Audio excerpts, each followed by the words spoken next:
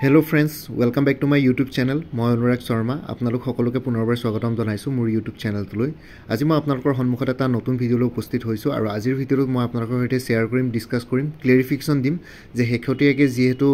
Assam cooperative apex bank লিমিটেডত 120টা এসিস্টেন্টৰ vacancy চলাইছে তো তাৰ কাৰণে বহুতে মোক সুধি আছে যে এপেক্স বেংকটো গভৰ্ণমেণ্ট বেংক হয় নে প্ৰাইভেট বেংক তো হেতু ওপৰত ক্লেৰিফিকেশন দিম যে এটো গভৰ্ণমেণ্ট বেংক হয় নে প্ৰাইভেট বেংক তো কথাটো হ'ল যে এটো প্ৰাইভেট বেংক বুলি কমপ্লিটলি নকওঁ আৰু কমপ্লিটলি গভৰ্ণমেণ্ট বেংক বুলিও নকওঁ কাৰণ ইয়াতে আসাম গভৰ্ণমেণ্টৰ শেয়াৰ 21%তকৈ বেছি আছে আৰু লগতে আসাম কোঅপাৰেটিভ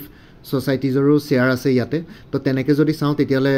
আসাম গভৰ্ণমেণ্ট আন্ডাৰটেকিংতে পৰেগে গৈ পেলাই ঠিক আছে কিছুমান কন্ডিশনস ফুলফিল কৰিছে কিছুমান কন্ডিশনস ফুলফিল কৰা নাই তো এটো কিন্তু প্ৰাইভেট বেংক নহয় কাৰণ আপোনালোকে যদি আসাম কোঅপাৰেটিভ এপেক্স বেংকৰ যোনটো অফিচিয়েল ৱেবসাইট আছে Assam cooperative apex bank limited বুলি গুগলত সাৰ্চ কৰিব তাতে যোনটো অফিচিয়েল ৱেবসাইট আছে তাতে যদি আপোনালোকে তেওঁলোকৰ অফিচিয়েল ৱেবসাইটটো স্ক্ৰল কৰি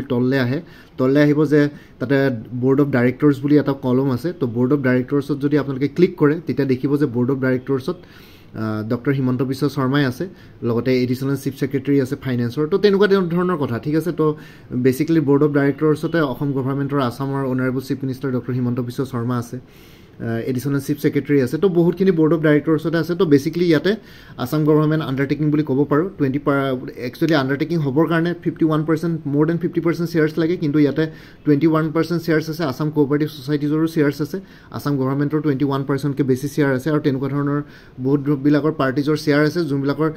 ওভাৰঅল কিন্তু গভৰ্ণমেণ্ট ৰিলেটেড অৰ্গানাইজেশনছ আৰু আসাম গভৰ্ণমেণ্ট ৰিলেটেড অৰ্গানাইজেশনৰ শেয়াৰ বেছি আছে মোৰ দেন 50% তো হেতু কাৰণে আসাম গভৰ্ণমেণ্ট আন্ডাৰটেকিংতে পৰে এটো প্ৰাইভেট বেংক নহয় এটো গভৰ্ণমেণ্ট বেংক হয় ঠিক আছে এটো ক্লেৰিফিকেশন কৰি দিছো যে it's not a private bank it's a government bank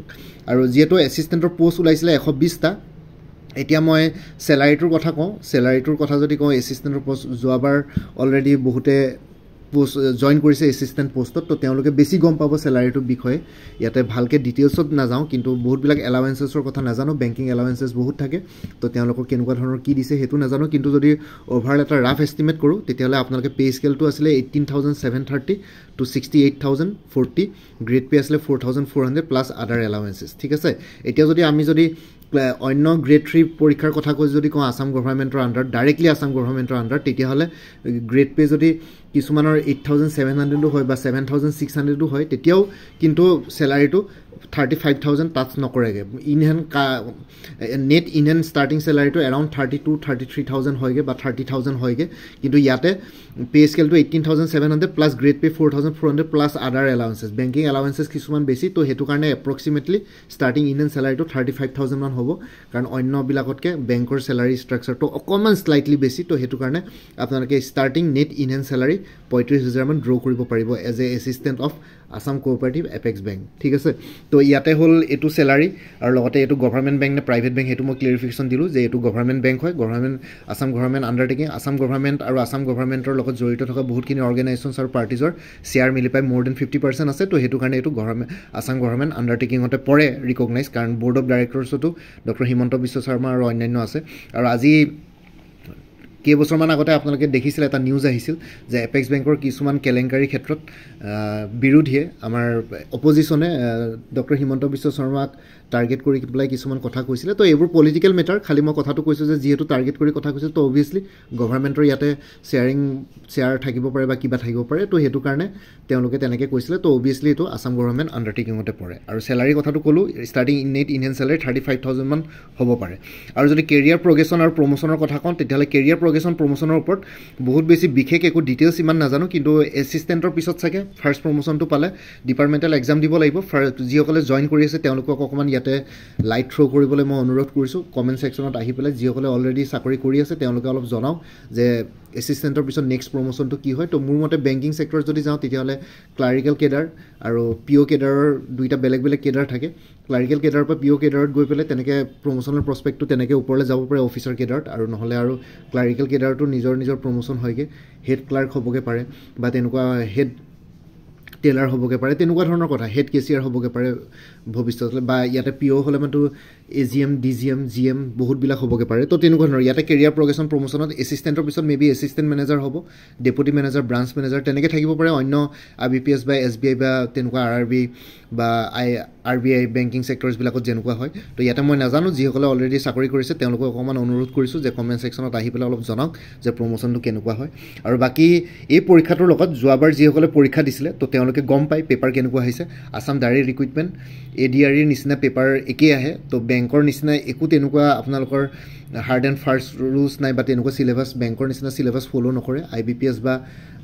RRB বা তেনেকুৱা ধৰণৰ SBI নিচিনা চিলেবাছ ইয়াতে ফ'ল' নকৰে ঠিক আছে ইয়াতে আছাম ডাইৰেক্ট ৰিক্ৰুইটমেণ্ট বা অন্যান্য যিকোনো আছাম গভৰ্ণমেণ্টৰ ৰিলেটেড যোনবিলাক আছাম গভৰ্ণমেণ্ট কম্পিটিটিভ এক্সামিনেশ্যনছবিলাক আছে তেনেকুৱা ধৰণৰ চিলেবাছে ফ'ল' কৰে হিষ্ট্ৰী জিঅ'গ্ৰাফী পলিটি ইকনমি সেইখিনি বস্তু আছে কুৱেশ্যন পেপাৰ দেখিলে গম পোৱা যোৱাবাৰ কিছুমান কুৱেশ্যনছ আহিছিলে শংকৰদেৱৰ ওপৰত ঠিক আছে আহোম কিংডমৰ ওপৰত তো তেনেকুৱা ধৰণৰ কুৱেশ্যনছ আহে কাণ্ট্ৰিজ কেপিটেলছ কাৰেঞ্চিজ সেইবোৰৰ ওপৰত কুৱেশ্যনছ আহে মেথছ আৰু ৰিজনিঙো আপোনালোকে IBPS বা SBI লেভেলৰ তেনেকুৱা ধৰণৰ নাপায় ঠিক আছে ইয়াতে মেথছ ৰিজনিংবিলাকো একেবাৰে কি বুলি কয় একদম বেছিক্স আহে চিম্প্লিফিকেশ্যন ঠিক আছে তেনেকুৱা ধৰণৰ আহে HCF LCM তেনেকুৱা ধৰণৰ আহিব আৰু ৰিজনিঙো একদম কমন আহে তো ইমান হাৰ্ড পেপাৰ নহয় কাৰণ লাষ্ট টাইম কাট অফো বহুত গৈছিলে আউট অফ 100 মে বি বহুত গৈছিলে কাট অফ ঠিক আছে তো কাট অফো বহুত গৈছিলে তো অভিয়াছলি পেপাৰ ইজি আহিছিলে কাৰণ মই নিজে দিয়া নাছিলোঁ পৰীক্ষা কিন্তু মোৰ বহুতখিনি চিনাকি ফ্ৰেণ্ডছ আৰু মোৰ বহুতখিনি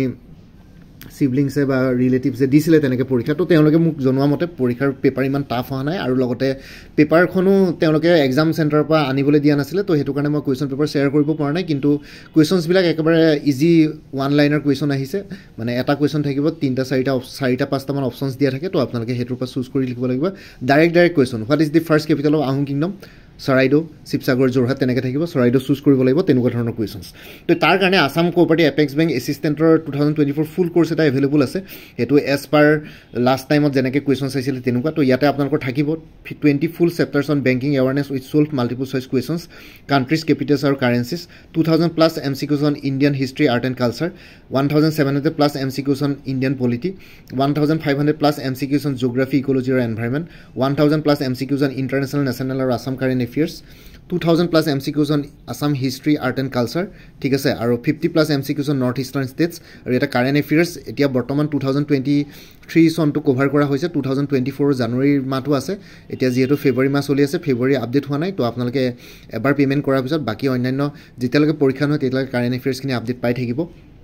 50+ MCQs on North Eastern States, 2000+ MCQs on Assam History, Art and Culture, 150 solved questions আছে Maths, Reasoning আৰু Aptitude, Assam Government যিমানখিনি previous year question paper আছে তাৰ পৰা লোৱা হৈছে step by step explanation আৰু formulas দিয়া আছে যাতে আপোনালোকৰ সুবিধা হয় 320 MCQs on General Science, 1600+ MCQs on Indian Economy, Economics, 110+ solved MCQs on English Grammar or Comprehension, 150+ questions on Assamese Language and Grammar. Last time Assamese Language or Grammar আহা নাছিলে কিন্তু এবাৰ ইন্ট্ৰোডিউস হ'ব পাৰে তো হেতু কাৰণে মই দি দিছো সেফ সাইটৰ কাৰণে